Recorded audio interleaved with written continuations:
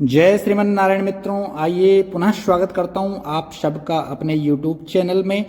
तो आइए आज हम इस वीडियो में जानेंगे कि 10 प्रकार के पाप कौन कौन से हैं। और ये 10 प्रकार के पाप ऐसा माना जाता है कि गंगा दशहरा के दिन यदि कोई गंगा जी में स्नान करे, पवित्र मन से श्रद्धा भाव से गंगा जी का पूजन करे, गंगा जी का व्रत करे, तो उस दिन गंगा जी के प्रभाव से, गंगा जी की पूजा करने से, व्रत करने से ये 10 प्रकार के पाप नष्ट हो जाते हैं।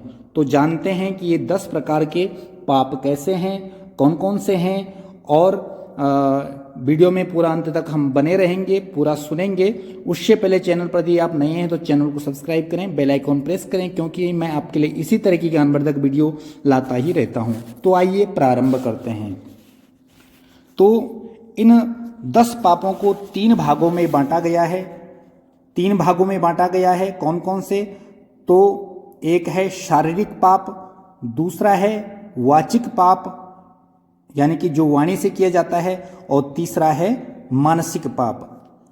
3 भागों में बांटा गया है। तो कौन कौन से ये 10 पाप, आइए जानते हैं। सबसे पहला पाप है बिना दिए हुए दूसरे की वस्तु लेना।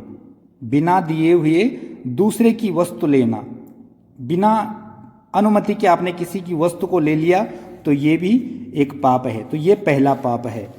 दूसरा, शास्त्र वर्जित हिंसा करना। शास्त्रों में जिस चीज का निषेध है, हिंसा का निषेध है, वो अगर यदि आप करते हैं तो ये दूसरा पाप है, शास्त्र वर्जित हिंसा करना। तीसरा, परस्त्री गमन करना। ये 3 जो हैं ये शारीरिक पाप हैं। चौथा पाप कौन सा है? कटु बोलना यानी कि कड़वा बोलना, ये चौथे नंबर का पाप है। 5वां पाप झूठ बोलना, ये 5वां पाप है। 6वां, पीठ पीछे किसी का दोष कहना यानी कि किसी की निंदा करना पीठ पीछे, ये 6वें नंबर का पाप है। बिना प्रयोजन बातें करना, बिना प्रयोजन किसी के बारे में कुछ कहना, अनर्गल बातें करना, ये 7वां पाप है। तो चौथे से 7वें तक ये वाणी के द्वारा किए गए पाप हैं, इनको वाचिक पाप कहते हैं। 8वां पाप कौन सा है? दूसरे के द्रव्य को अन्याय से लेने का विचार करना। दूसरे के द्रव्य को यानी कि दूसरे के धन को अन्याय से लेने का विचार करना, ये 8वें नंबर का पाप है।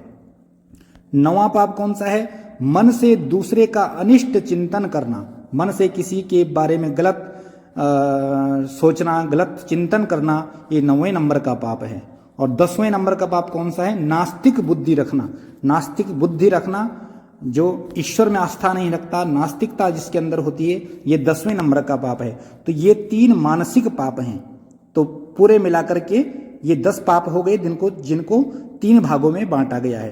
तो ये 10 प्रकार के पाप गंगा जी में गंगा दशहरा के दिन स्नान करने से संपन्न हो जाते हैं, जैसा कि शास्त्रों में कहा गया है। अदत्तानुपादानम हिंसा चैवा विधानतः परदारोप सेवा शारीरम त्रिविधम स्मृतम, इस प्रकार से वचन आया है। तो ये सब प्रकार के पाप जो हैं नष्ट होते हैं। तो मित्रों, कैसा लगा आपको ये वीडियो? पसंद आया तो चैनल को सब्सक्राइब करें, बेल आइकॉन प्रेस करें, और अपने सही प्रियजनों के साथ में इस वीडियो को शेयर करें। इसी तरह की ज्ञानवर्धक वीडियो के लिए हमारे इस चैनल से जुड़े रहें। धन्यवाद। हर हर महादेव।